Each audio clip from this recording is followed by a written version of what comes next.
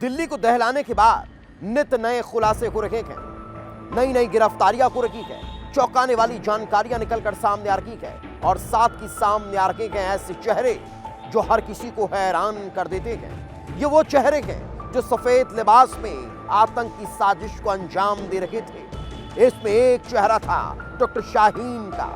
Doctor Shaheen ही क्या दिल्ली धमाके की मास्टरमाइंड है? आखिर डॉक्टर शाहीन का अजहर से क्या कनेक्शन है? डॉक्टर शाहीन का जैश मोहम्मद से क्या कनेक्शन है?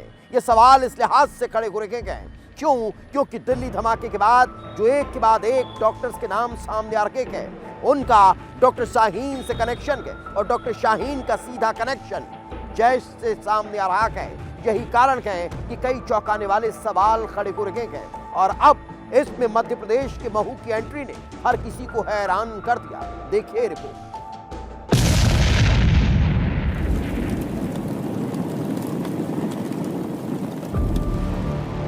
आतंक का नया मॉडल, व्हाइट कॉलर टेरर। क्या शाहीन ही डॉक्टर गैंग की सरगना? डॉक्टर शाहीन कैसे बनी इस मॉड्यूल की हमकड़ी? आतंकी मसूद अजहर से शाहीन का कनेक्शन। महू से कैसे जुड़े दिल्ली ब्लास्ट के तार?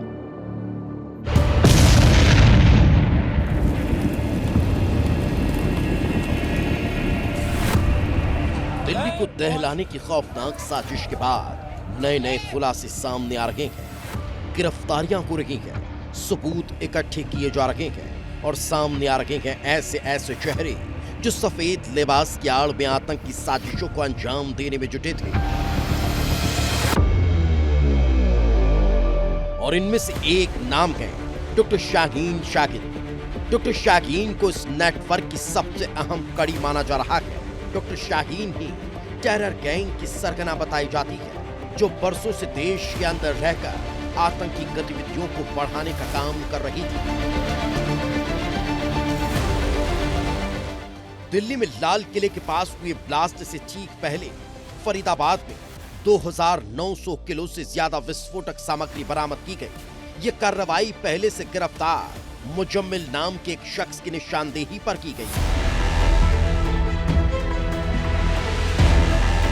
फकी मुजम्मिल के पास से एक कार भी मिली थी जो शाहीन नाम की ही एक महिला डॉक्टर के नाम पर थी, जिसमें एक AK-47 राइफल, कई मैगजीन, जिंदा कारतूस बरामद हुए। और जब जांच एजेंसियों ने डॉक्टर शाहीन की कुंडली को खंगालना शुरू किया तो खुलासे चौंकाने वाले थे।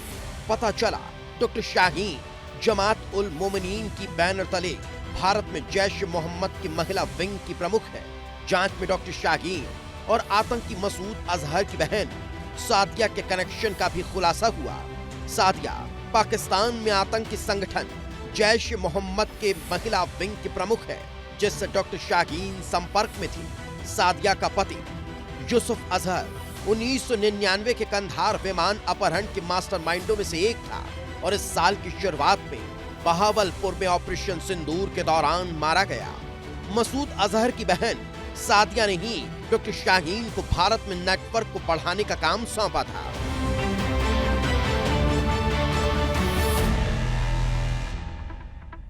सुरक्षा अधिकारियों का कहना है कि डॉक्टर शाहीन गुप्त रूप से सोशल मीडिया के जरिए पाकिस्तान में बैठे आतंकियों के संपर्क में थी, जिसका काम भारत में जैश-ए मोहम्मद के मॉड्यूल को विस्तार देना था और शागिर्दों की भर्ती करनी थी। डॉक्टर शाहीन की गिरफ्तारी फरीदाबाद के अल फलाह यूनिवर्सिटी में और डॉक्टर आने लगे।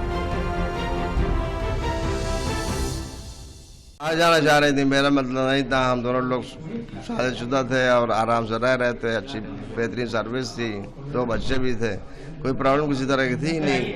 अब वो अपनी तरफ से अपने साइड हो सकता है कोई उनके दिल में रहा हो, वो चली गई होंगी, मुझे तो कुछ पता नहीं इसके बारे में। वो बाहर जाना चाह रही थी। एक बार मेरे से जिक्र किया, मैंने कहा यार कि यहाँ रहना ज़्यादा सही है, यहाँ पे रिलेशन है हम लोगों के सबसे मिलते जुलते रहेंगे, बाहर जाके अकेले हो जाएंगे, दिक्कत होगी। दिल्ली धमाके की जांच तेजी से आगे बढ़ रही है। इसी कड़ी में जम्मू कश्मीर पुलिस और यूपी ATS ने शाहीन के घर पर छापेमारी की थी। मंगलवार को शाहीन और उसके भाई के घर पर छापेमारी के दौरान कई अहम सबूत मिले थे, कई अहम डिजिटल दस्तावेज मिले थे। अब सुरक्षा एजेंसी इसी को कड़ी बनाकर दिल्ली धमाके को सुलझाने की कोशिश में जुटी है।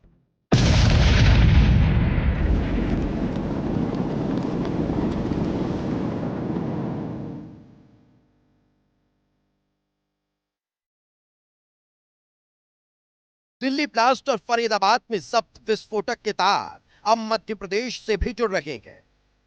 फरीदाबाद के जिस अल फलाह यूनिवर्सिटी में आतंकी साजिश को अंजाम देने की बात सामने आ रही है, उसका मध्य प्रदेश के मकू से भी कनेक्शन है, क्योंकि इस यूनिवर्सिटी का चेयरमैन जवाद अहमद सिद्दीकी मूल रूप से महू का रहने वाला है, जिसके बाद जांच एजेंसी अलर्ट हो गई।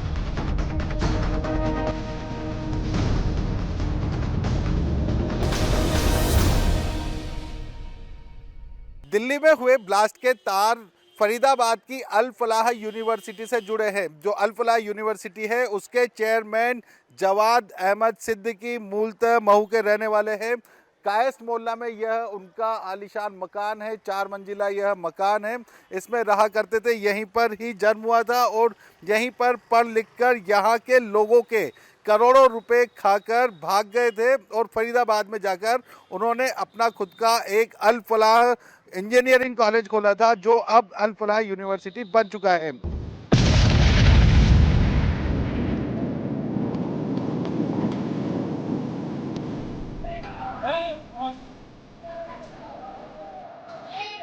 दिल्ली को दहलाने की खौफनाक साजिश अब एनआईए के हाथों में है।